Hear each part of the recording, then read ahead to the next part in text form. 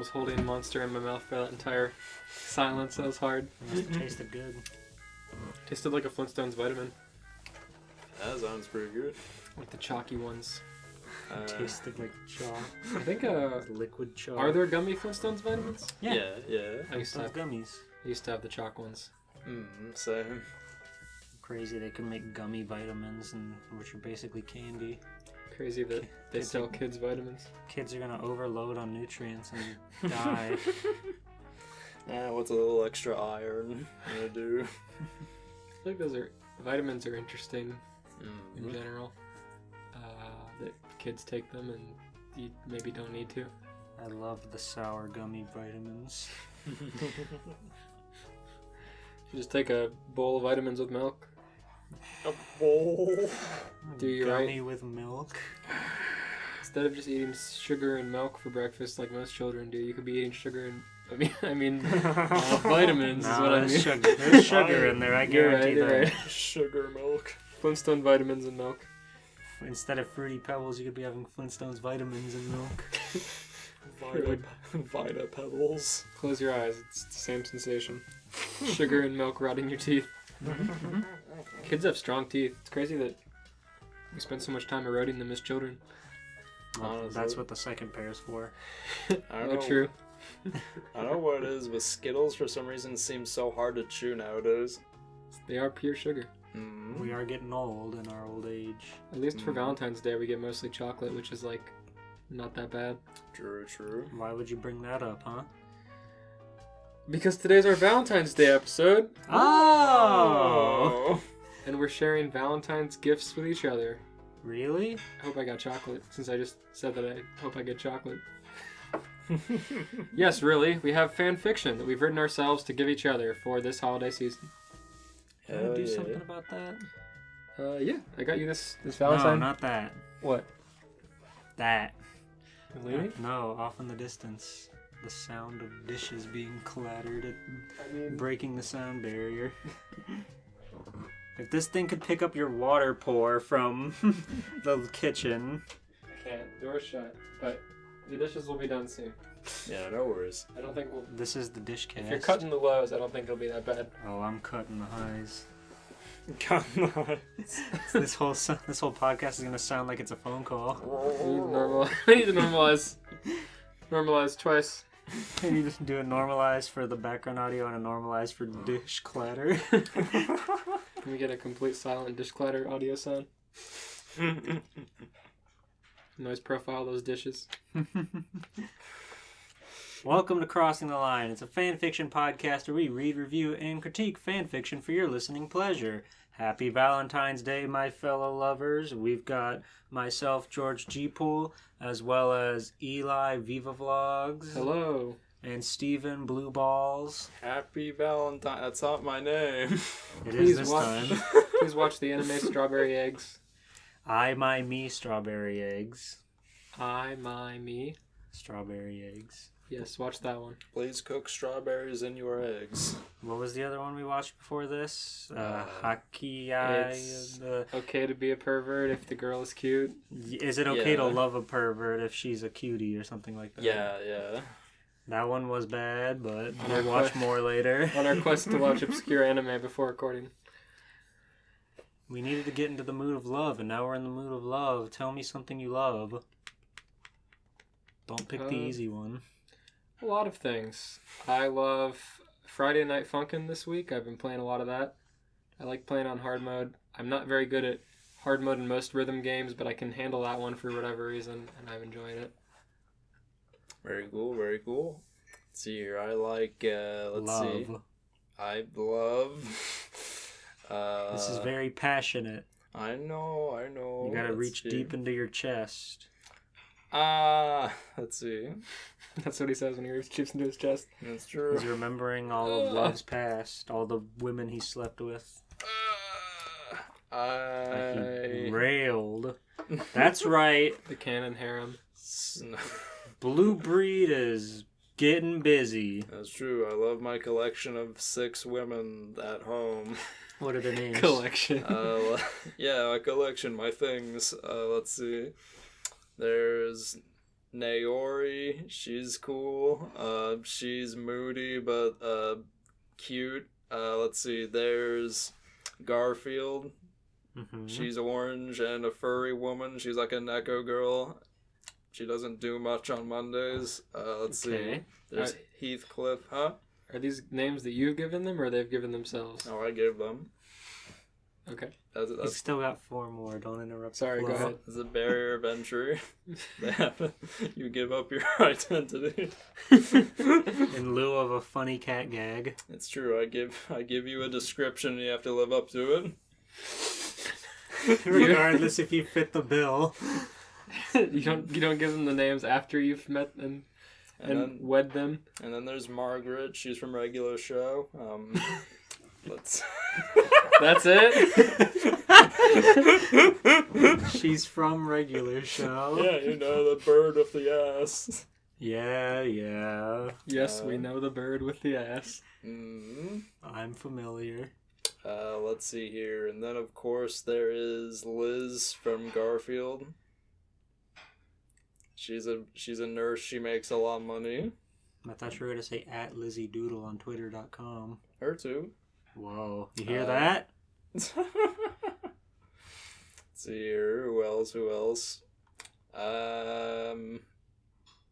I forgot the last one. Forgot her name. You gave it to her. I don't see her Just very often. make up a new one. It wasn't very funny. At the time I thought it was, but it's clearly not. Now I just feel uncomfortable saying her name out loud. So yeah, I had some pretty strong writer's block with hers. I got all the funny ones out first, so the last one ended up sucking. Please give me a name. I'll think of one. Give me a tomorrow. minute. Just go back to your hole. Honey, I think. Anne Boone Choi. Honey, I Shrunk the Kids. Yeah, Anne Boone Choi from Amphibia. Honey, I Shrunk Anne Boone Choi. I mean, she's white and has big titties, but that's okay. Okay. She got leaves in her hair. Okay, so your harem. What are you guys doing for the holiday? Let's see. It's on a Sunday, which means I have the day off, which means... Steven? Let's see. I'll probably go to fucking Longhorn or another restaurant, eat something good, and then I'll go home and then ignore the harem. Do you take the harem on the Longhorn date? Hell no, that's too expensive. Alright. They have to take me on a date. I'm only one person. Do you bring leftovers? There's never leftovers. I mean, I don't know. I'll bring a bone if if it's got enough on it. Say, can I get a box for this? And it's just a bone picked clean. I'll bring it up to my dogs. A nice T-shaped bone. And the waitress is like, I guess. Oh, not even. I fucking eat a ribeye. The bone is like one stick. Here, fight amongst yourselves for my leftovers. And they all do, every time. G-Pool, what are you doing for Valentine's Day? Nothing. Being cool as usual. You're not gonna get any Valentines for anyone? Probably not. We're still in a COVID time. You can't kiss people right now. You'll go to jail for it. What about you, Mr. Romance? I have no plans. Ooh. I'm sure I'll figure something out. I'd hope. Maybe I'll travel to a country where I can get cocoa beans and meld chocolate of my very own. Oh, hell yeah. You can make your own Wonka factory. It's quite the leap. You can steal your own migrants. Yeah, he does do that. You can go to Walmart and get your own Betty Crocker brownie mix and grow your own brownies. Not a bad idea. There we go. Everyone loves brownies. It's true. I always encourage you to make handmade gifts, and that baking is great. Oh, yeah. For that. That's right. Ladies love the baked goods, especially when you put your heart into them. Sure, you can buy them a box of chocolate or whatever, or some fancy frou-frou trolley gummy worms. That's like the least romantic thing I've ever heard of. Here's some gummy worms. Hey, she ate them. That means she likes them. She put the fun dip in her mouth. That means we're a thing. I do love it when my harem gives me food. I love when my harem sticks the fun dip stick in my lip to get it wet, and then sticks it in the powder bag, and then sticks it back in my lip. It's the best. They take turns. It's like the fucking Greek kings or whatever that get fed the grapes. You just have a fun dip stick. Like You're laying there in your bed sheet and just dips it in the thing and then dips it in your mouth. spilling sugar all over your face, making it sticky. Oh, that's the stuff, baby. Yeah, she swirls it around. Spit strand coming from the fun dip stick. Oh, that'd be delicious. Just scrubbing it under my gums and shit, getting it all in there. Has anyone even had fun dip since like an elementary school Valentine's thing? I had it like Halloween. Wow. This past, because my dad had like a 5-pack. Why? He doesn't exactly live in a place with trick-or-treaters. He still gets like candy and shit. Like he'll have a bowl that's just full of all kinds of shit. Ah. I saw Fun Dip. I was like, fuck yeah, I haven't had Fun Dip in too long. And you said, oh, that's fun. Like, oh, that's fun. And then, as is the usual for Fun Dip, like the stick did not last nearly long enough to eat all the sugar. So I had to make a really hard decision. Do I drink the sugar or do I throw it away? You pack it under your lip. Yeah, you're true. That's true. Fun Dip is like the messiest thing you could give a child. It'll rot a hole through your jaw as quick as real dip. Alright, enough pussyfooting around. I want to read some romance. Well, I made you a homemade gift. It is fan fiction. Here you go. Wow. I can't believe I get to read this, what you were writing about 20 minutes ago. Yeah. You put a lot of work into it. This isn't a Chromebook. I can't break this in half, can I? Nope. Okay. I mean, you can try, but it won't work. Okay. Let's see. Here we go. This is Elias's handcrafted fanfic. He wrote it himself, and I'm very eager to read it. It was a bright and sunny day at Oscorp Science Lab. They were having one of their monthly school field trips, and as the kids flooded in, Norman gave a long sigh from the back room. Ah. These kids will never know the struggle I go through each and every day. They will never appreciate my hard work. I make unprecedented breakthroughs in my field. I create the most powerful weapons man has ever known, and these kids, they only care about the free radioactive snacks and funny spider photo shoot. Norman's assistant patted him on the back. Don't worry, big guy. Only a couple more trips like this, and we'll have paid for this year's research. Norman frowned, wiping his hand down his face, revealing a happy smile, and he straightened up, then strode onto the showroom floor. There we go. I was having trouble clicking the mouse on this laptop.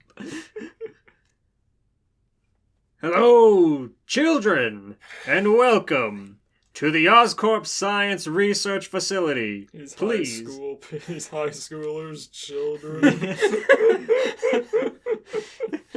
Well, it is funny thinking of Peter Parker as a child.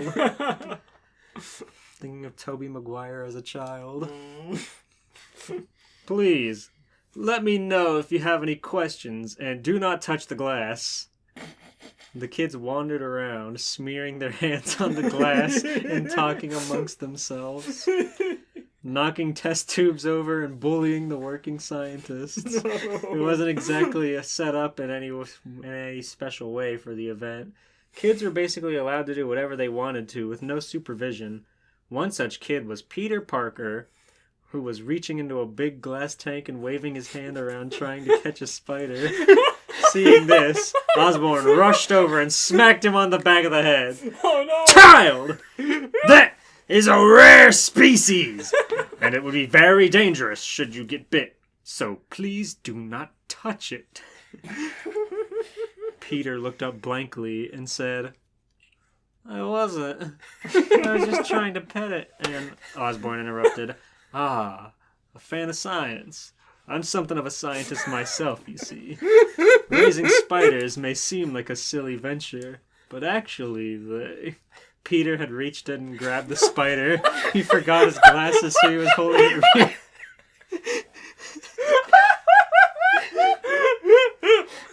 You have an obsession with making these like lead characters young little boys, like Peter and Harry Potter. I'm imagining like this canon in the story. He's like 14 or 15 or something. I'm imagining like George Lopez, like little bodies of the big heads. Peter had reached in and grabbed the spider. He forgot his glasses, so he was holding it really close to his face with a dumbfounded expression to look at the patterns on its stomach. Osborne grew red in the face. Boy! Put that! Pete turned around to look at the female classmate of his, holding the spider up to her. Hey, look at this! And then the spider bit him. Ah! Pete dropped the spider and stepped on it. Bad! Bad spider! It's such a crisis. Where's the Valentine come in? It's coming. Norman was not prepared. Like blowing smoke out of his ears. Why did he think this was a good idea? It pays for Oscorp. He stated from the beginning how shitty these kids were. He knew this would happen. Norman pushed Peter down and into one of the glass display cases, shattering it and sending debris everywhere. Crash! Pete began to pull himself up, groaning.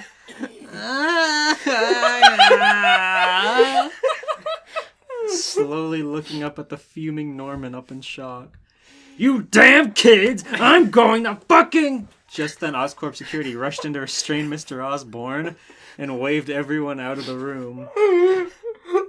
All right. Field trip over, everybody. Get back on the bus. The female Pete had turned to a second ago, lifted him up by the arm. Come on, Pete, let's go. Peter's covered in broken glass. He has a fucking irradiated spider bite. So is this another girl that's just Peter Parker? It'll tell you who it is. This female was Violet. Violet Incredible. Why is she female Pete?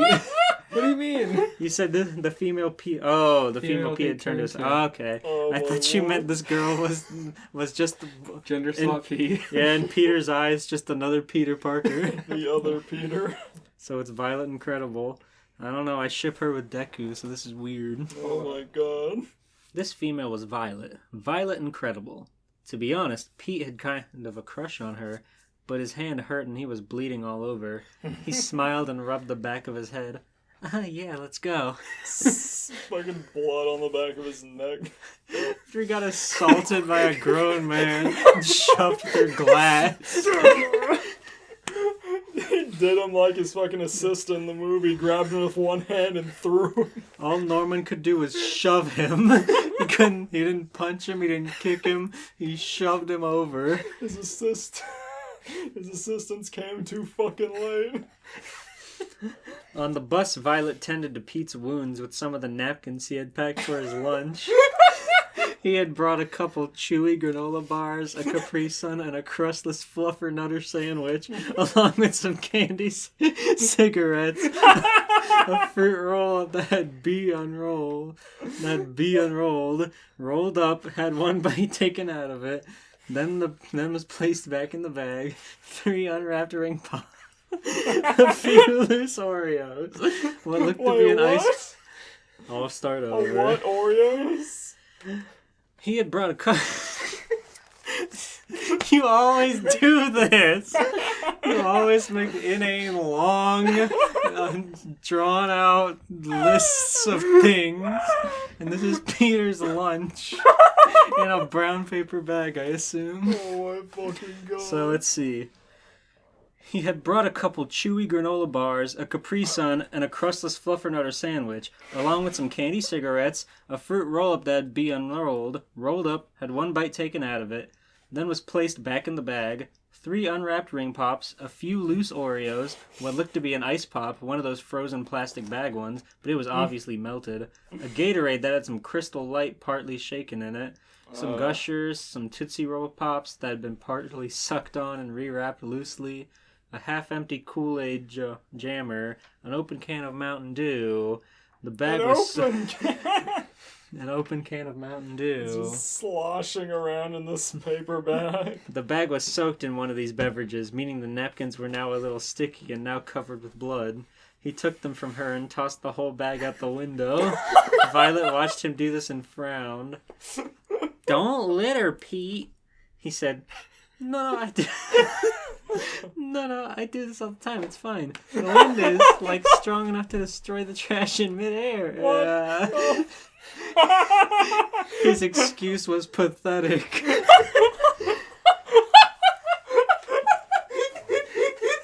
I do this all the time, man. The wind destroys the trash before it can hit the ground. Holy shit. She said, "Who told you that?" He looked around for a scapegoat, then pointed and said, "Oh, Flash Thompson." She face-palmed. "Oh, Pete." Flash gave Pete the middle finger. 3 unwrapped ring pops. Okay. His big lunch full of children's snacks. He's just carrying around this sopping wet bag with him everywhere. Ruining the bus seat upholstery. Before throwing it out the window. To be destroyed. Violet said, "By the way, how's your hand?" Pete, who was staring blankly at the back of the bus seat, looked down at the back of his hand. It had blown up like a baseball. He said, "Oh, I know how to fix this. Watch." What?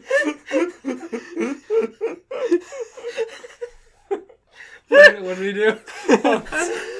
I'm on the edge of my seat, come on. He said, "Oh, I know how to fix this. Watch." He smacked it against the bus wall really hard and smashed the blister down to size, damn near breaking his wrist and spraying disgusting bile everywhere. He said, "Ow!" before realizing his hand was stuck to the wall. Oh no! He tried to pull it away but couldn't. He looked down at his jaw agape. He turned to Violet. "Hey, sorry, She had a small purple force field around her. It then dissipated and Peter's hand pus fell to the ground on the unwashed bus floor. This purple open wound hand. For some reason, this grossed him out as he yanked his hand away. "Ew, what the fuck?" Ripping a huge chunk out of the bus wall. Violet's eyes grew big. "Whoa, Pete, what the..." Pete also had big eyes. "What did you just..." Then the bus stopped. Because Violet had made a force field, he was like, "What did you do?" Mm-hmm. Yeah, he was disgusted by her power. Yeah. But then he had a power emerge as well. Yep. Where he stuck his hand to the wall. It wasn't the gross mess of pus and candy that stuck to the wall. It was his new spider power. That's what I thought at first. He smashed it so hard on the bus wall that it stuck. Oh, God. The bus driver turned around. "Violet Incredible, this is your stop." Because the field trip had been canceled, the bus driver was taking them home, but as Violet stood up, she grabbed Pete's good hand and said, "Come with me." Pete blushed. They stood up and got off the bus. That's got to be against the bus driver's regulations. Oh. Should be. As they got off the bus and walked up to Violet's house, a tall, barrel-chested, blonde man was tapping his foot with a bright red face. So how many Bob Parrs have been in your specific fanfiction so far? The last couple, since we discovered he's such a good outlet. He's hilarious! He really is. Let's see. Yeah, he was tapping his foot with a bright red face, leaning against the porch. He stomped over and picked up Pete by the collar. "Violet! Are you bringing a boy into our house?" Pete looked down and said, Hey, who's the fat guy? Jabbing Bob with his elbow and chuckling.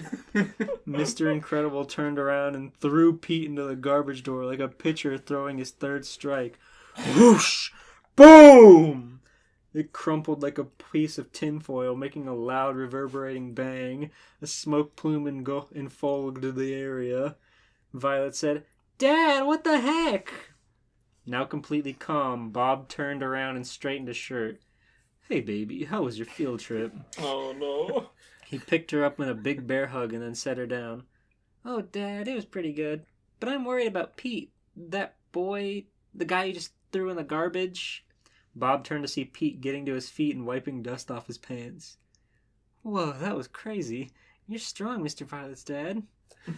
Bob was stunned that this boy had survived his throw.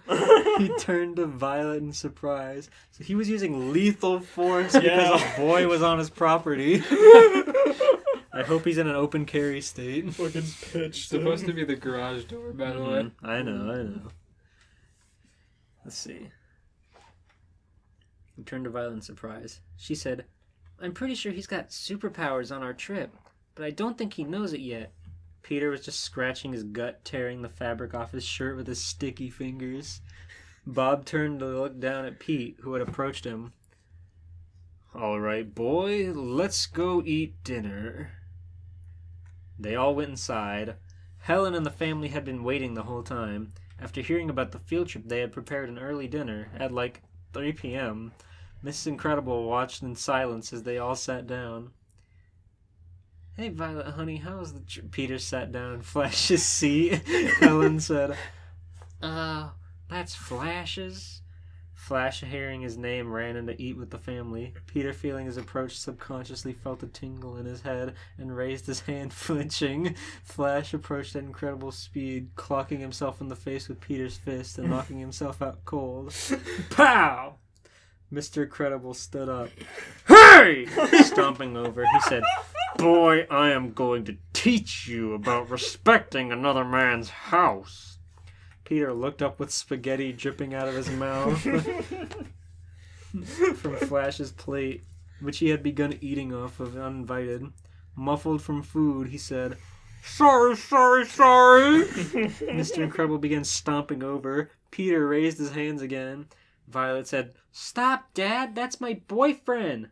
Mr. Incredible turned and yelled, What? Smashing his hand down and bang, making spaghetti fly everywhere. Oh, no. Peter, seeing his free meal escape him, instinctively wrist-rocketed a web, which just sprayed white string all over the table. Bob looked down at this rope and mess before him and looked like he was going to fucking explode. Did you just spread your seed on my dinner table? Pete was trying to grab it all and scoop it up, embarrassed. No, sir. I think it's like my power or something. Oh, you think, huh? Oh, your power! Your power! He began rolling up his sleeves. Peter gulped. The scene pans out on the Parr household as vicious beatings can be heard. Just another day for the Amazing Spider-Man. The end. Oh my god. That was fucking beautiful. I rate that a shotgun blast of web out of 10.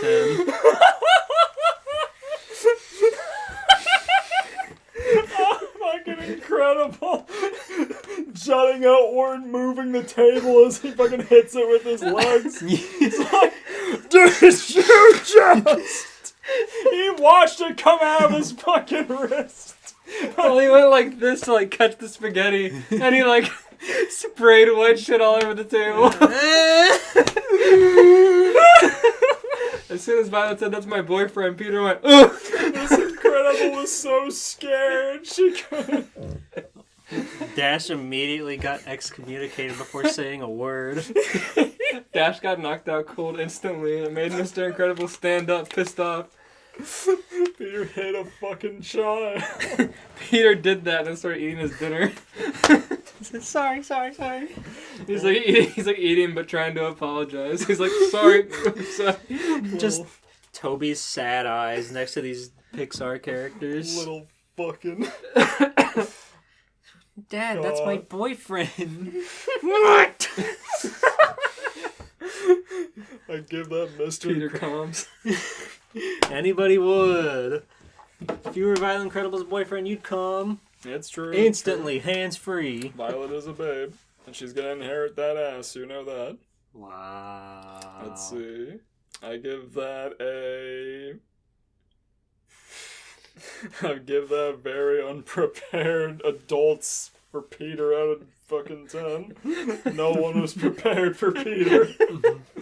all he did was like try to grab a spider and eat some spaghetti. It's such horror Norman sound. shoved him.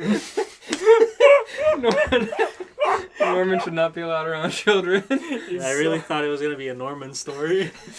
This is innocent kid causing so much fucking havoc with so few actions. When I said at the end I was editing the story, all I was doing was trying to think of things for Peter's lunch. Wow, that makes perfect sense. Good. Shout out to Spider-Man shit-slinging on Facebook. We've done it before. We'll do it till we die. That page is cancer, and it's great. Page is insane. How many memes they make and like storylines and crazy shit. The Rockstar Saga Season 2, Peter fucking Silverhand. Incredible. That was great. Hey, Let's see here. Steven, why don't you give out your Valentine? Why don't you? Okay. Let's see here. I got one for Elias. Present it in a romantic matter that is audio accessible. Audio accessible? Sure, I don't care. Let's see. Be romantic. I don't care. Let's see here. La cucaracha, la cucaracha. Happy Valentine's Day. What do you think? What do you think? Round 2. Chapter 1. Another day, another dollar. It was Valentine's Day at the local Barnes & Noble Booksellers Island. God damn it. Island. Good. Barnes & Noble Island. Booksellers Island, yeah. They own it. Just every time you do this, go listen to our 4th of July episode for the continuity of Steven's fucking CN Real world of fucking memery. The all blue. I just think it's just like the store establishment, like floating on with like maybe an inch of land around it, and it's just floating on like an iceberg. Yeah. That's exactly it. It was Valentine's. Already winded, eh? It was It was Valentine's Day at the local Barnes & Noble Booksellers Island. Of course, as was tradition, this was the day single people from all over the blues would gather to buy discounted yet still overpriced manga and eat their feelings using the one day only 23 cents off coupon in the cafe section. Now, you could just go like anywhere else to get a coffee and stale cookies like Dunkin' Island or Starbucks Island. But here at Barnes & Noble's Island, the cafe is the apex of barista-born sustenance. But of course, nobody was more aware of this than the now 3-year customer service employee, Ignatius Mortimer Mean. It just keeps growing. His name's Ignatius? Ignatius Mortimer Mean. Ignatius Mortimer. Hey, YouTube, it's Mortimer. Hey, bookworms! I am Mean, squatting on his cashier stool, checking out book after book for the horny hellhounds that lumbered into the store on Heart Day. The 90-something picked up his bag of pink circus peanuts, stabbing one onto each of his long, neglected fingernails as he ate them. What a picture, this gargoyle with his circus peanuts. Gargoyle. This CDI character with his purple jacket chain pitch shift to green. Just put on top of a PN, just a JPEG of Barnes & Noble. If you want to know what this guy looks like, it's literally the letter I am and then M-E-E-N. I am mean. He's a CDI legend. Wearing a fucking employee vest on top of his robes and shit. Have patience with me, I'm a convict. It should be. The 90-something picked up his bag of pink circus peanuts, stabbing one onto each of his long, neglected fingernails as he ate them. Those are hard to fit in your mouth. He would refuse to remove any uneaten peanuts, even when a customer would approach with an item. Which, as established, was happening very often today. One such customer made the ill-advised decision to ignore this obvious red flag. A short, blue, hairy monster with big googly eyes walked up to I Am Mean's counter. It pointed its head up at him and set 2 sealed volumes of Food Wars onto the checkout desk. "Me ready to check out now," bellowed the blue beggar, his eyes uncontrollably rattling in circles as he freakishly spasmed in place. The manga monster. I Am Mean did not remove his eyes from the Bazooka Joe comic strip collection that he kept inside of his big ol' shoe for about 30 seconds. After realizing that the blue ball of fuzz wasn't going away, the old magic man set up at his Windows 95 machine and clacked onto the keyboard loudly. You always write these fucking, like, all these just, like, characters in retail or some shit. Just them doing normal things and they have to be absurd. They can't help but be cretins. I'm sorry, sir. Our systems are being a little slow today, said I Am Liar, looking up at more Bazooka Joe comics online in hopes to pawn yet another customer onto a different coworker. After the monster refused to listen to the other sales clerk calling him over to their counters, I Am Mean decided he was licked. He turned to the monster and slowly scanned the manga. Beep. Beep. Yeah. His crow's feet becoming crows, trenches as he scowled hard at the blue beast. So, Mr. Cookie Fuckhead wants to make me do my job, eh? Well, we'll just see how he likes it when I unleash my ultimate weapon of inconvenience, thought I Am Lazy. The old coot bagging up Cookie Monster's manga along with the receipt, but began speaking one of customer service's most ancient and evil curses. Would you like to sign up for a Barnes & Noble membership today, sir? He asked. No thank you, me just want mangoes, awkwardly responded Cookie Monster. Are you sure? You'll get free shipping on all orders, with no minimum purchase required. No, me just want... But you'll also get 40% off of all hardcover bestsellers in the store. Me just... And, not to mention, 10% off every purchase, including magazines and cafe items. No, please. Panicked the puppet. Waving his big hands as if to fend off a threat. That's exactly.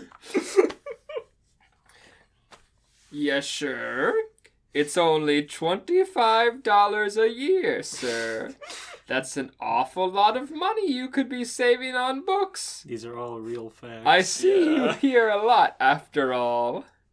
This is me first time here. I just wanted mangoes with cookies. The monster cried, sobbing in his hands as he suffered through one of life's most awkward and needlessly lengthy exchanges. I Am Mean handed Cookie Monster a membership card alongside his bag of items. Thanks for signing up with us, sir. We look forward to seeing you again. And remember, your membership automatically renews every year, and you can always opt out of auto-renewal by going through the settings on your bn.com account. Happy Valentine's Day, sneered the slender slime. Cookie Monster's eyes suddenly calibrated and centered on the card in his hands. He slowly looked up at the old fucker waving at him with his circus peanuts on his nails. The Fuzzman balled up his fist, about to throw down, but noticed the long line behind him and was thus socially pressured into his fate. He sighed. Damn. Picking up his books and walking out of the cafe. If that ain't true. I know, right? Holy shit. Better luck next time, bookworm. But of course, there probably won't be a next time. You just gave him a membership. What do you think? Laughed the minimum wage warlock. I Am Mean sat back on his stool and worked on taking off his shoe to read more Bazooka Joe. But while bending down... He just has like a collection of them in a fucking rubber band he keeps under his fucking foot. But while bending down, his eyes caught a glimpse of the next customer in line. Specifically, her tits. Happy Valentine's Day. Yeah. The magical miser sat up straight to get a full look at the gal. She had blue hair with goggles over top, wore a deep blue hoodie, and for some reason in the dead of winter was also wearing bright pink booty shorts that rode up so high they almost looked like underwear. Her pussy looked yummy. Her tits were fantastic. And I Am Mean certainly would not have minded tasting her magnificent ass. You can't make I Am Abramov, you asshole. I can and I did. Or at least, that's what the old geezer transparently told this young woman in the middle of his shift in fucking public.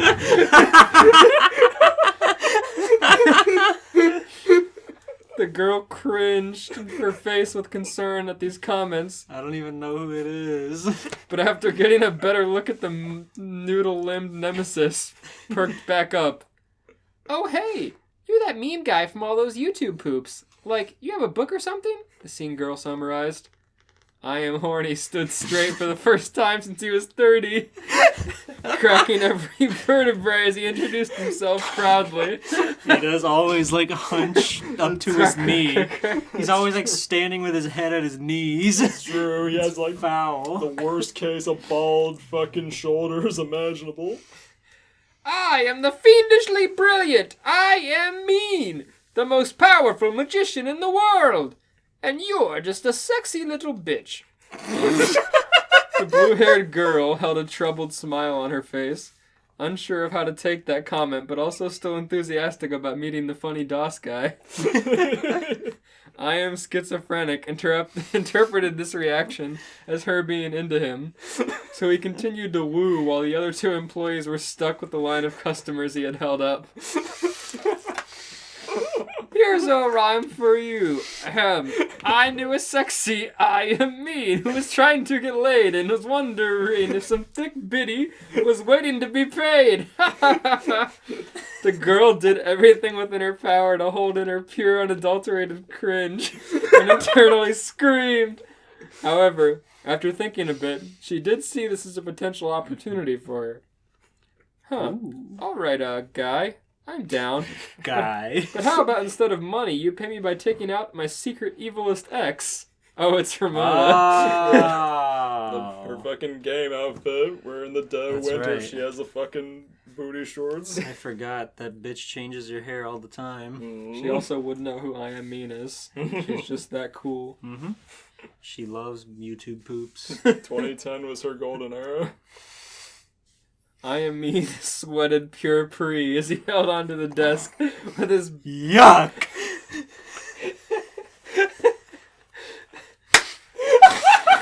Steven, you good?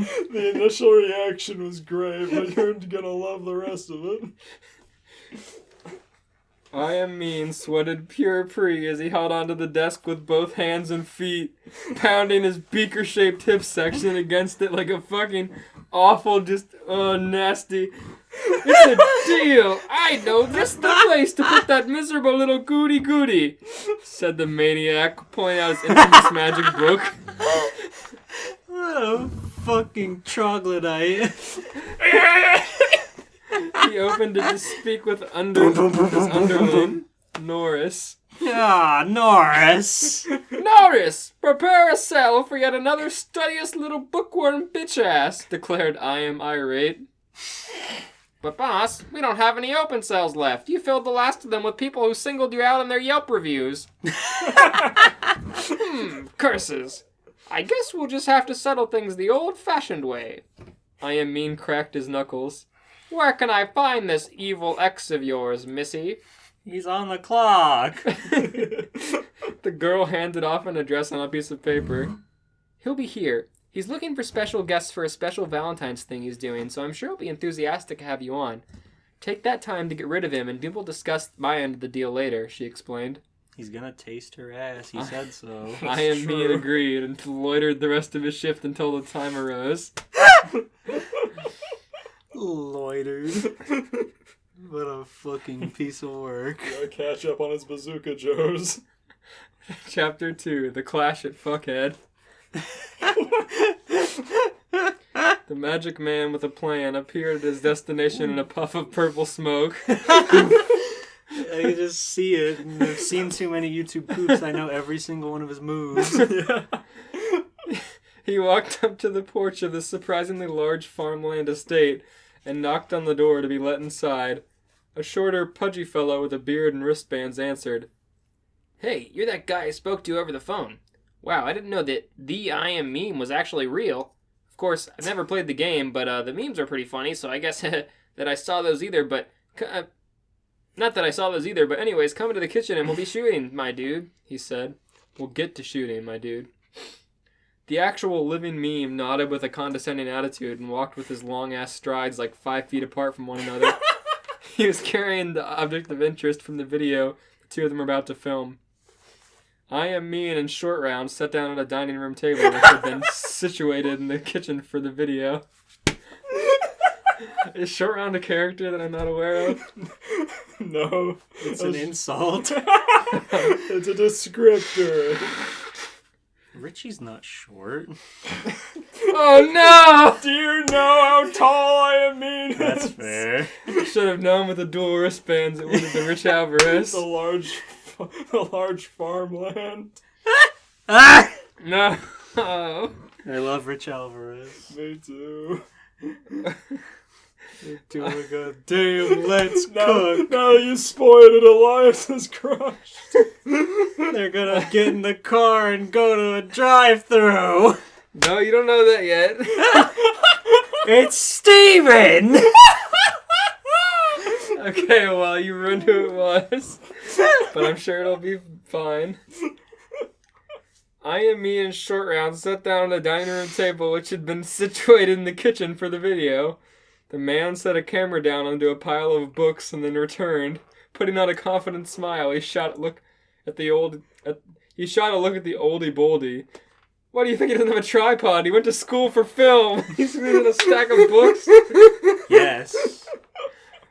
Alright, man, let's just do like I told you to do without any practice. I don't have any time for extra takes today, he instructed, before whipping his head at the camera with bombastic energy. This was one Hey of guys. Ramona's evil exes.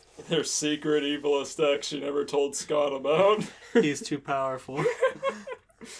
Hey guys, welcome to another exciting episode of Let's Cook. I'm Rich, he said, started whipping his head around to look at I Am on the spot. And I am the great and powerful I Am Me! That guy from the DOS game thing. And what are we going to make today, meanie? Valentine's Day Love Potion. The man known as Rich... We're getting to that. The man known as Rich then took out his phone and got up, running over to the camera. He put his phone close to the said camera and tapped its screen, causing it to blast Who Likes to Party by Kevin MacLeod into the mic. He did this for an uncomfortable 3 seconds before turning it off and sitting back down. He whispered to Mean, "We'll just snap that together in post. It should come out fine." He lied before turning his attention back to the camera. So Mean, you're saying that you like You have made some kind of weird love potion thing for Valentine's Day. Yes, said I Am Mean, lacking his trademark boisterous with how unimpressed he was with the creator beside him. He took out a large plastic container with the label covered in duct tape. He undid the top and handed it to Richie.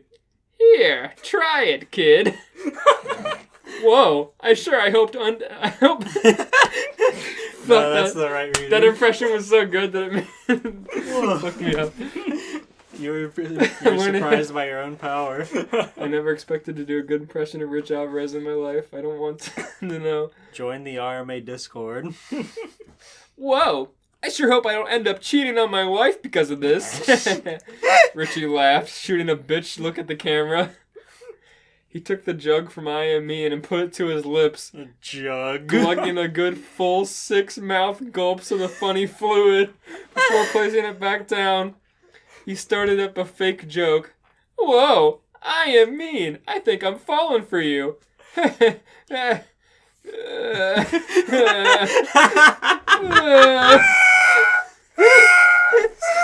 you're blowing out like a damn train.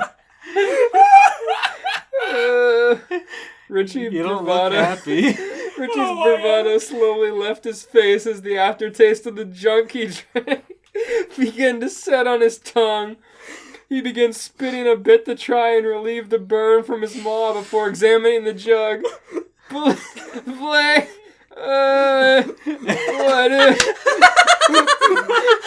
I just got the reference. What is this? Richie choked out, his tongue swelling.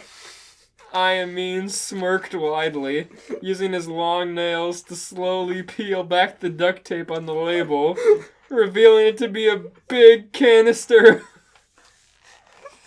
of Raid Anton Roach.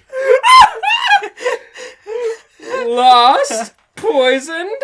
Confused? Good! The old sadist taunted at the dying Alvarez. Richie Poor gave guy. a look of horror at the realization and fell out of his chair, clutching his stomach as he tried to crawl, then limp out of the kitchen. I Am Murderer pursued, cackling and taunting the poisoned YouTuber. What's the matter, smarty? Lost your way? I'd be happy to escort you to a burning hell! Jesus Christ. The tired Alvarez was losing steam fast. He only made it a few feet before he could barely feel his legs. In an act of desperation, Rich Alvarez rolled onto his back and brought his knees into his chest. He then quickly thrust both of his feet forward, ramming the cinder block that kept the refrigerator closed into the side of I Am Mean. His knee. Aww. Ah! God! The fucking loud ass screamed in agony as his leg snapped into the shape of an L. I Am broken, awkwardly crumbled to the floor, like when Kevin spilled his chili in the office. As his leg accordioned inward on itself. He stuck out one hand, grabbing for anything to support himself. He grabbed the jug of roachkill juice, knocking it over and spilling it into his eyes and the wound. Ah! Fucking shit! I Am Mean squirmed on the ground in fucking pain, his eyes burning. As he flailed his brittle arms, he smashed his elbow against the brick that kept the outdated newspapers from flying away in the wind. This, of course, There's so many bricks in his house. This, of course, reduced his elbow to bone meal and sent I Am Mean and I Am in Pain into another fit of fucking hurt. Meanwhile, Rich Alvarez had managed to scramble to his room with an inch of his life. He reached into the pocket of one of his overalls and retrieved what looked like a cheap souvenir gem geode. However, upon getting his hands on the item, he regained his strength and managed to pull himself off the ground. It was a super mushroom. Richie fled into another room to alert his wife and call the police. Back at the scene, I Am deteriorating was trying to pull himself to the sink in order to wash out his eyes. But as he was crawling, each one of his fingers on his non-broken arm were snapped by the 5 rat traps spread around the kitchen floor. I am mean let out another guttural scream. That's fucking it. I am angry, God. pulled himself up with his rat-trapped hands and using a broom to balance himself, used the sink to flush his eyes enough to see. I really want Richie to do a Home Alone video. He then turned around and started off in the direction he saw Rich Alvarez go. He's still after him. He wants revenge. Determined to make him suffer the way he had suffered. Still I loose, little bookworm. Don't get used to it, because I am going to fucking strangle you like Golden Age Simpsons.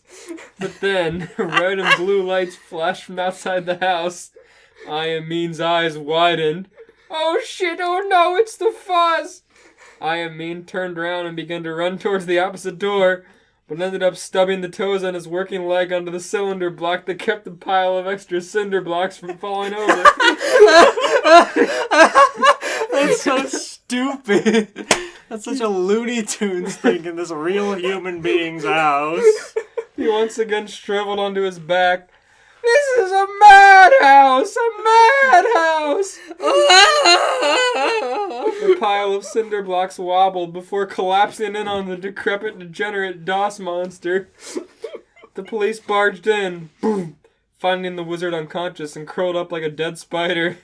They cuffed him and loaded I Am Gangles back into the car, thus saving Valentine's Day from the evil librarian once and for all.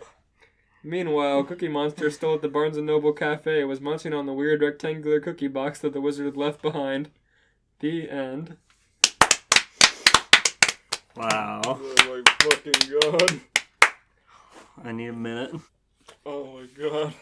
I rate that 6 gulps of Raid out of 6. What is the rating system like in Let's Cook? Do they rate their meals? No. Okay. They just buy things. They just buy 5 things and then rate those 5 things on a fucking scale. They just mix sodas together into making one soda. I rate it 5 out of 5 on the Barnes & Noble app. Impressive. Oh my god. God damn, Steven.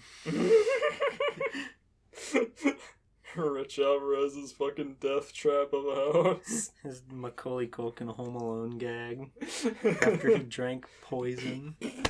6 lengthy, full mouth gulps. God. How romantic.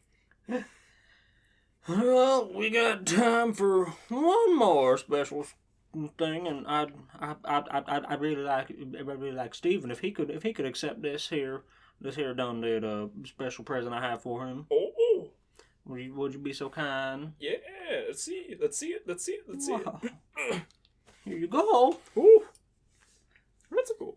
We're going into hot chick heaven. Hell yeah. Here we go. Dakota said it's late and we should stop screaming, so hopefully there's no screams. You're in the the one story. screaming. I'm done. I had to. It was in the story. It's true. I mean, Well, was in a lot of pain. Well, I hate to say. The quiet sounds of tapping on a keyboard fill the otherwise silent room. Coco Bandicoot is laying in her bed with her laptop resting on her chest, downloading a torrent file for the video Nina Cortex, 2 Crystals, 1 Girl, with Valentine's Day right around the corner and no one on the entire island has an understanding of romance. She is gearing herself up to spend the day alone. On her chest, that's so close to her face. It's like... Don't worry about it. See here. To pass the time, she scrolls through her social media accounts.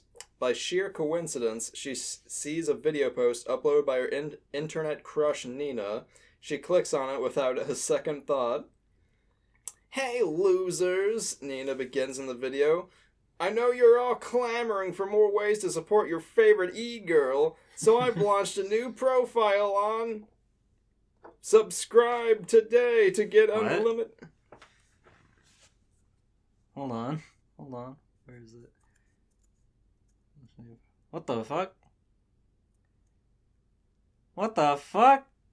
This thing deleted all instances of the word. Oh no! Did you get censored? I think so.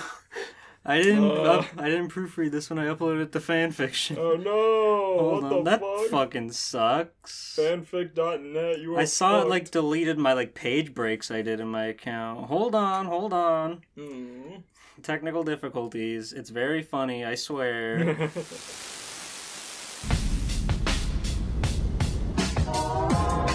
Tired of rooting for the good guys? Even the black-hearted need a little love.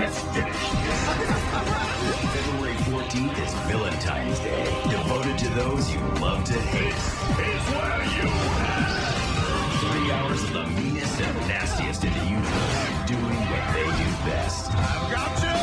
Yes, it is your future. Prepare yourself. Hey losers, Nina begins in the video. I know you're all clamoring for more ways to support your favorite e-girl, so I've launched a new profile on OnlyFans. Subscribe today to get unlimited access to any of my videos. You know that's a deal you can't pass up. With a wink and a loud clang of her giant metal hands clapping together, the video ends. Whoa. Coco already opened a new tab to find out more about OnlyFans. Oh wow, Coco said, making an account almost instantly. There are a lot of girls here. Megami, Pasadena, some rabbit girl named Bianca. They must all be making lots of money. I'm kind of jealous of them. Coco began thinking to herself, maybe, she thought, maybe she could do this too. Whoa. Up above the planet's atmosphere on the Cortex Vortex, which is somehow still fully operational due to a logic loop in the timeline where they didn't collect all the gems in Crash 2, but the events of Crash 3 still happened regardless, is Dr. Neo Cortex himself, working on his latest scheme. It's a very fanfiction thing to write in. I love the Cortex Vortex. It's cool. Feeding a seemingly impossibly long Ethernet cable down a series of tiny holes, eventually leading out of the space station, and all the way down to Entropy's time twister, the master of time being none the wiser. Not even stealing Wi-Fi, Ethernetting down. Stealing from a fellow He has an criminal. Ethernet cable that goes from space to plug into someone's modem. It's this long, miles long wire. Right? Infinitely long cable. The internet companies all scoffed when I tried to apply for a Wi-Fi router on the station. Well, who's laughing now? Cortex mocked. One of the many computer screens loaded an internet page, showing that his agents on the planet had succeeded in their mission to find Entropy's modem. Cortex joyfully sprang into an office chair, spinning around as he rolled towards the computer. Cracking his fingers, he began to furiously type away. A presence revealed itself behind him. It approached with a sneer. "Cortex!" it shouted. "What are you doing, you insignificant worm?" Cortex shouted, spinning around. Oh, it's you, Uka Uka. I was actually just about to check up on our latest and greatest evil scheme. "Knowing you, this plan is already doomed to fail," replied Uka Uka.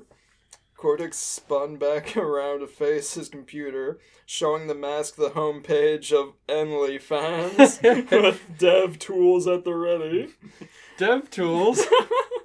"You see, Uka Uka, sex sells, and we're about to make a huge profit. I released this website onto the world a few weeks ago, and, as predicted, it's already started to boom." Whoa. Cortex pulled up the chart of network traffic to show Uka Uka the staggering rate that it was climbing. Uka Uka's eyes widened. Even being an ancient being of energy, he could still comprehend the rise of popularity here. He turned back to Cortex. "So what does this mean for us, huh?" the mask asked. "It's simple," Cortex replied with a dirty grin. "Valentine's Day, the most marketable day for love, is just a few days away. So all these users will surely be flooded with cash, gems, crystals, relics, you name it. And before any of it can get transferred, the site will go under maintenance.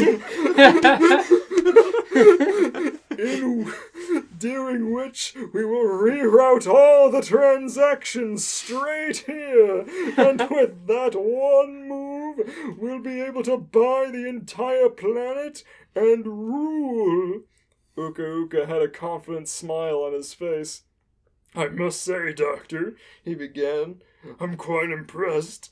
I thought for sure I was going to have to scramble your brain inside your head, but it looks like you've got things covered. Just don't disappoint me again." Uka Uka's solid mask form shaped into a ball of blue energy and soared out of the station. Cortex took a moment to browse the website of his design, watching all of the new accounts pour in. He stopped his scrolling as one account in particular caught his eye. A girl with a slender frame, bright orange fur, wearing a glistening gold mask to protect her identity. Cortex's jaw dropped and he began panting like a dog at the sight of her. "I knew I shouldn't have looked around. I shouldn't have looked around here for too long." He's getting high on his own supply.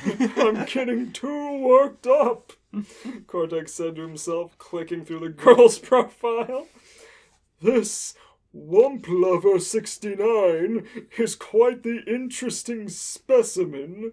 I can't help but think even with all the riches coming in, I'll still be alone on Valentine's Day. Can't have any humiliating repeat of last year now." Cortex sighed, then looked again to his computer monitor. His cursor hovered over the subscribe button for Wump Lover 69. "Thanks for your help, Capunawa," Coco said, talking to the golden mask. "Don't think nothing of it, child," Capunawa replied. "You go and get that bread, girl. I'll be rooting for you." A living mask? Yeah, just like Uka Uka and Aku Aku. That's not allowed. It's kind of their thing in this world. True. How do I spell that name? I want to see the mask. Kupuna. Wow. I also want to see it. Oh, it's Oh, okay, that's cool. is it like an older woman mask? It is. Coco waved goodbye as the mask returned to the time stream. The Bandicoot girl was in her underwear. She just finished shooting a photo set.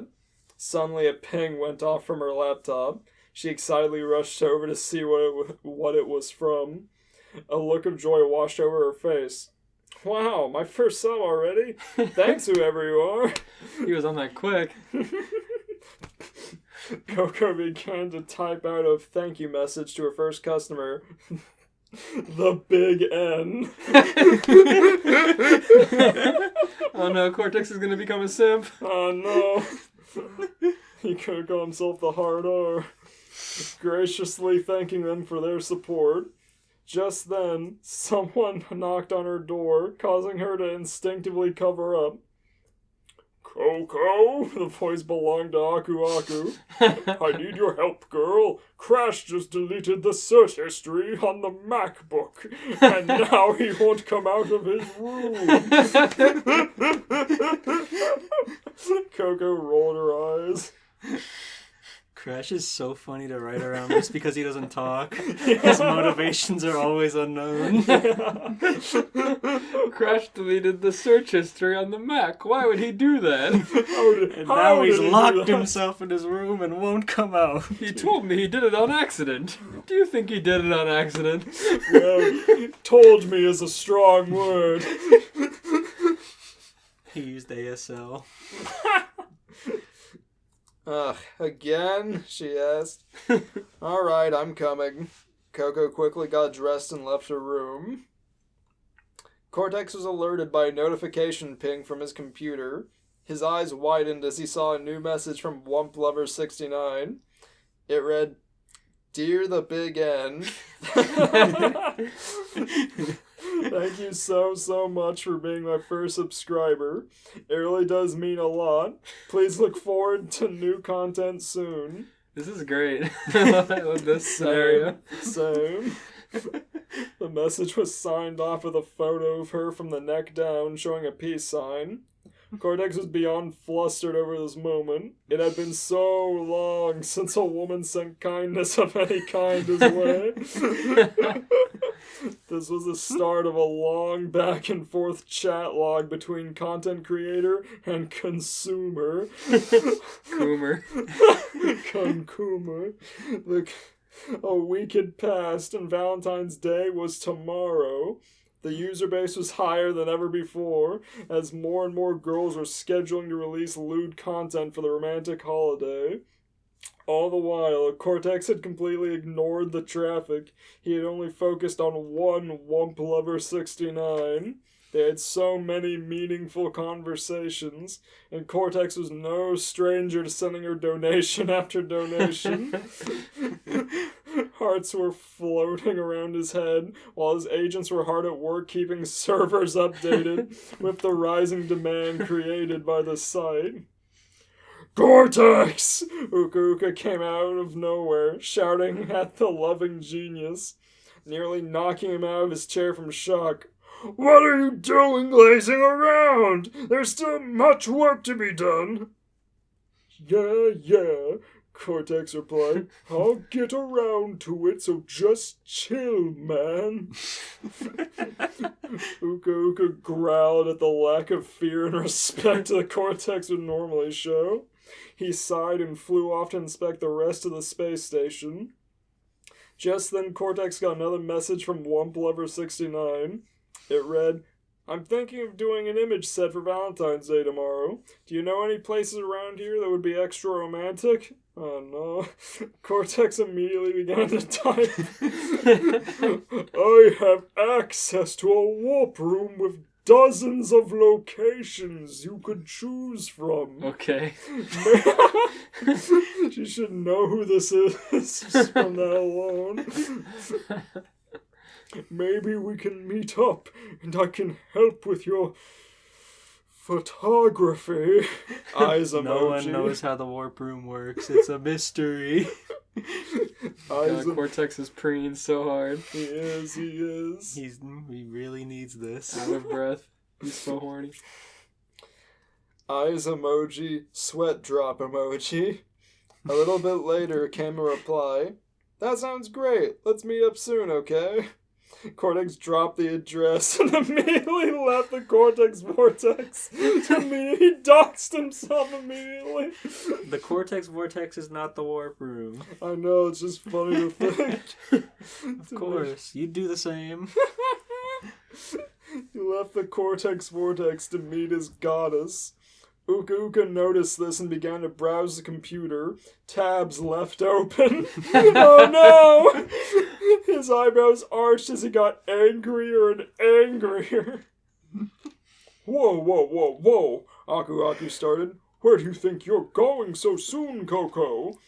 Crash was just about to come back with dinner." "Don't worry so much," she replied. "Wumpa fruits don't go bad ever. I'm sure there will be plenty more when I get back. Anyway, don't wait up." Coco left the forest hut carrying a duffel bag. Aku Aku sighed. Just then, Crash burst through the window carrying bags of Taco Bell, some paper bags leaking more so than the others. From what? Who knows? Coco checked her phone's GPS to make sure she was at the right place.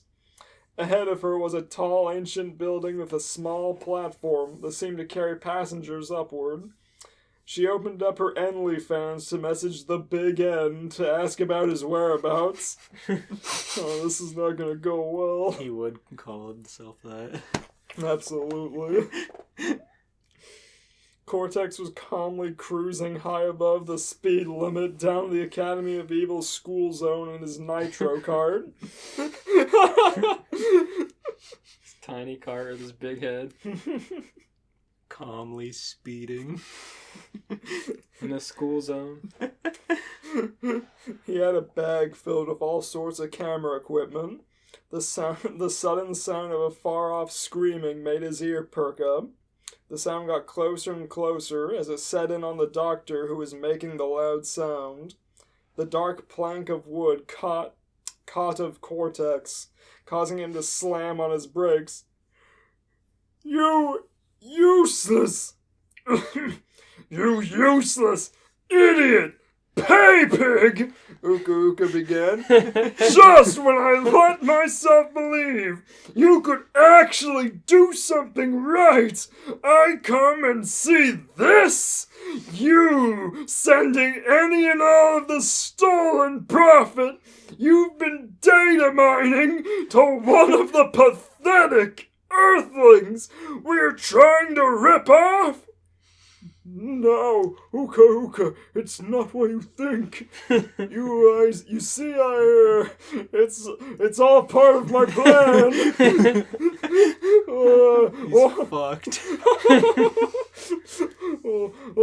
Once I get on her good side, you'll see this will all work out. Your trickery won't work on me, you foul ingrate! Your balls are so blue they're permeating through your yellow skin and look like a sickly shade of green! Cut this off now! Cortex gulped. He was so close to female interaction. He couldn't let this moment slip through his fingers again. He gripped the steering wheel tight and without a second thought stepped on the gas, crashing into the mask and knocking him off the road. The doctor continued down the road at a breakneck pace. Nothing will stop me from getting his nut. Not even God. Nope. Heading straight for the warp room. Waiting under the room was a familiar face, which caused him to instinctively drift off the road and hide behind some bramble. Oh my god, he's already cowering. Cortex pulled out a pair of high-tech binoculars. Oh my god. And peered towards the warp room entrance. He scowled angrily as he laid his eyes on one of his arch nemeses. What on earth is she doing here? Cortex asked himself. Her and her do-gooder brother have a knack for ruining my hard work. Cortex looked again at his adversary, then had a sort of epiphany. Wait a second. Oh no. This can't be right, he clamored. Cortex hit a switch on his device to activate his very, very illegal cloth-piercing scanner on his binoculars. Very, very illegal. As the wires in his head connected, he dropped the equipment reflexively. Cortex fell to his knees at the sudden revelation. No. He had been whipped yet again by his own libido. No. Looking up, he once again gazed upon the woman we treated like a queen. Just then, a thought hit him. His adventure might not be at its end. He quickly rifled through the bag of equipment he brought and pulled out a sweater he thought she could use in her photo shoot. Pulled it over his head, tied the arms back, and cut a hole in the chest for his eyes to peer through. With He's getting this. He's gonna look hilarious. Giant head with a sweater on. Still wearing his like damn lab coat. Obviously him. His hair tuft sticking out and his nitro card with his name on it. I am Dr. Neocortex. Bandicoot Chris Hansen is gonna be fucking mad.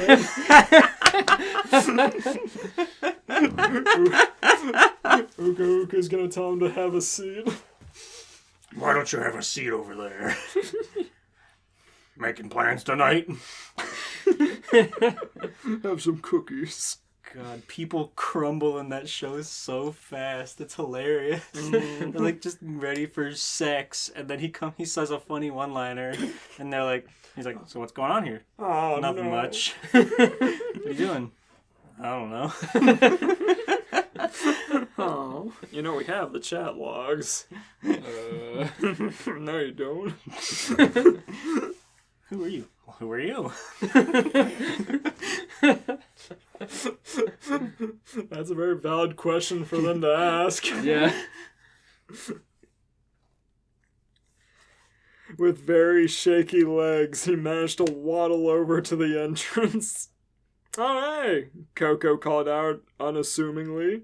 The Big N? It's so nice to meet He's you. waddling out with a giant sweater on his head in the bushes. Oh, that'd be so scary. He'd look like a McDonald's creature. Like a robber, but could freaking steal her money. Like a ski mask on, basically.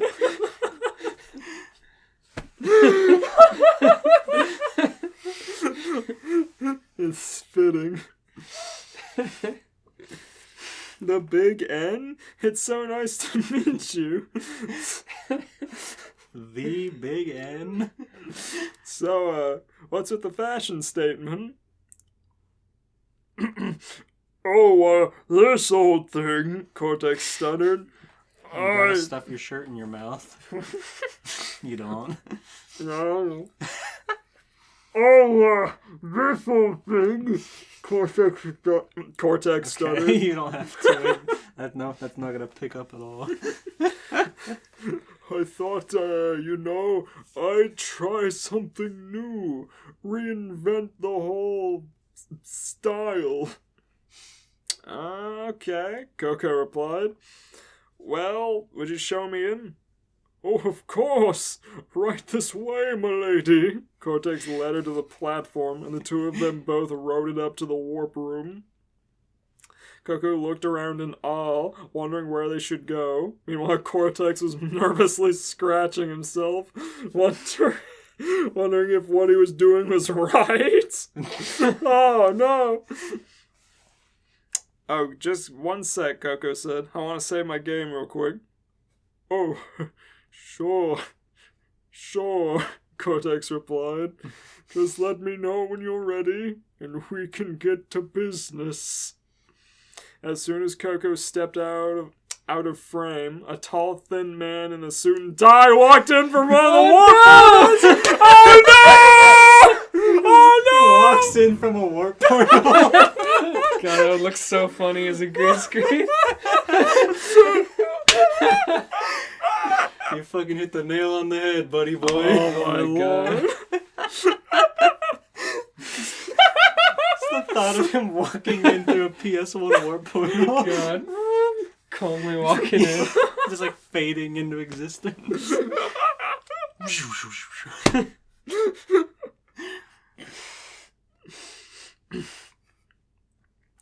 Sounds like you're ready to have a fun night, he said. Yep. Cortex answered. Hey, wait a minute. Who are you? Who gave you authorization to use this warp room? Well, who are you? The man replied. This is real, man. He's like 3 times his height. That's really intimidating now I think about it.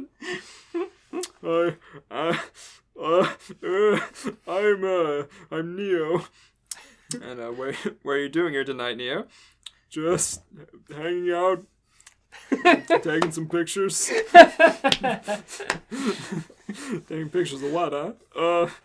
Well, if you don't mind, I have the chat logs here. Oh no! You say you want to bust a wumpa on her backside. Is that something you'd like a picture of? Listen, this is all big misunderstanding. I'm not doing anything wrong here. You then go on to say, this big N is going to twist your guts up more than entropy's time. Sheesh! How did she not pick up on that? This big N is going to twist your guts up more than entropy's time twister machine. Chris Hansen acknowledging having to read entropy is very funny. Cortex stood there without a word. This man had him dead to rights on all accounts. Well, I gotta tell you something, the man began. It's that I'm Chris Hansen with Dateline NBC, and we're doing a story on adults. Oh no, on adults who are trying to meet children. Oh no, to meet children on the internet.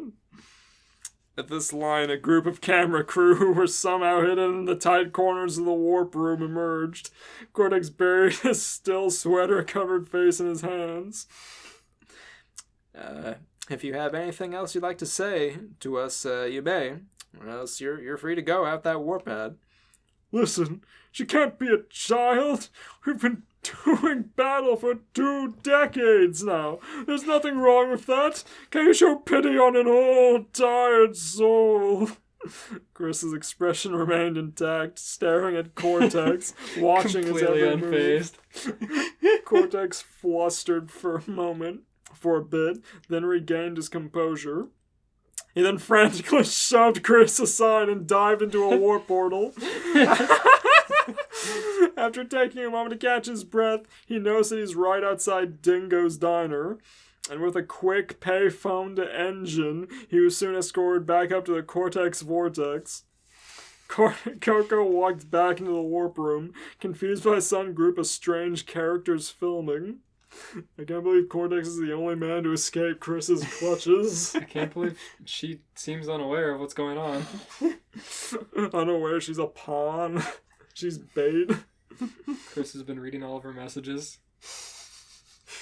Chris data mining. Someone's got to do it. I looked at those photos and it was for my show. And there's no reason to myself. You know, I saw the nudes, but I'm not gonna get in trouble. As long as I call him them, first. it's fine. You know, I bought the photos. I made an account on OnlyFans. What's going on? She asked. From behind Chris Hansen appeared Aku Aku. Coco, are you alright? The mask asked, worried. Oh. Yeah, I'm fine. Why wouldn't I be? Coco replied. My brother Aku Uka Uka warned me that you were on your way to meet with Dr. Cortex. I don't know why he'd tell me this, but I'm glad he did. Fortunately, this man here had already been looking into the case, so we were able to work together and stop whatever trouble he may have caused you. You mean that was... Coco said to herself. Then she blushed and instinctively covered herself, despite already wearing clothes. I don't know what you do on that computer, Coco, but I better start monitoring it like I do with Crash. Speaking of, we should get back home soon. I did leave him all alone. Oh no. Meanwhile, Crash was in the living room of their house, furiously beating his meat to girls of all shapes and sizes, abusing free trials over and over again on OnlyFans. At the same time, Dr. Neo Cortex was hard at work deleting his messages to Wumpa number 69. Fueled by anger, sorrow, and a loaded ball sack. Just then, his connection was cut, which made him jump as hard as when Uka Uka startles him. The OnlyFans website had crashed, as well as Cortex's ill-gone internet connection. Back on Earth, Entropy had finally found the unfamiliar cable plugged into his modem and unceremoniously pulled it, unknowingly shutting down the entirety of OnlyFans due to the servers only being set up on a single Ethernet connection. Oh That my would be God. such a slow website. Crash Bandicoot screamed and shouted and pounded the floor with his fists.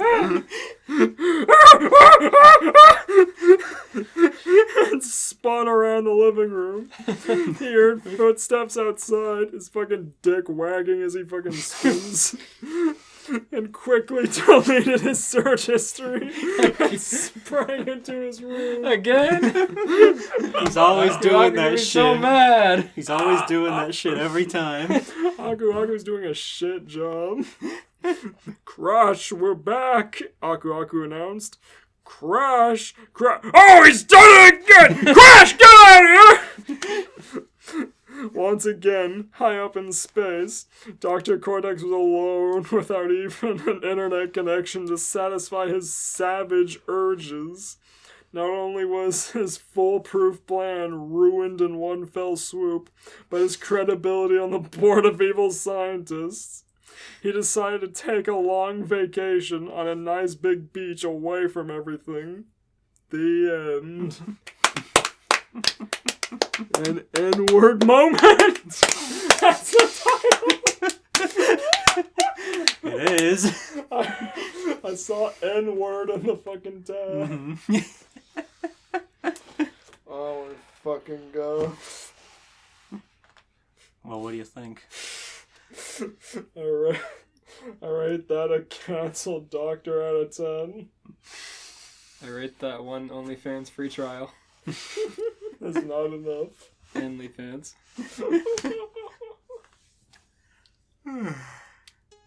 Wow, that was very good. Indeed. I really appreciate the vast differences in our writing styles. We all have different comedy styles. It's very funny. I'm admitting that here on the podcast. This podcast is in fact very funny. Agreed. Well, thank you everybody for watching, listening to our show. As always, we'll be back in 2 weeks with yet another episode. It's going to be baller. It's going to be bitchin'. Check out our Monday content. We've got manga Mondays. We've got drawing videos. We got spicy chip videos. That's true. We got all kinds of cool stuff going on. So check it out. Don't be a stranger. Leave comments. Like, comment, and subscribe. Follow us on Twitter. Follow us on other social medias. Join our Discord. Links in the description below. Comment, like your own comments. And happy Valentine's Day. Thank you for joining us. Happy Valentine's Day. If you're listening to this before or on the actual day, Valentine's Day, have a happy Valentine's Day. Whether you're single or together, just enjoying the day, it's going to be a great one. We're almost through this disgusting COVID nightmare, so just hang on there a little bit longer and everyone will be back to greatness once more. Check out our Pottermore Let's Play. I'll be able to lick the tables once again. Watch our Pottermore Let's Play with your significant other. That's true, that's a good one. It's underrated because I didn't advertise it very much. I thought you were going to say it's underaged. It's underaged. Chris Hansen makes a guest appearance. It is Harry. Harry Potter is 1 year old. 1 year. Goodbye! Happy Valentine's Day, guys.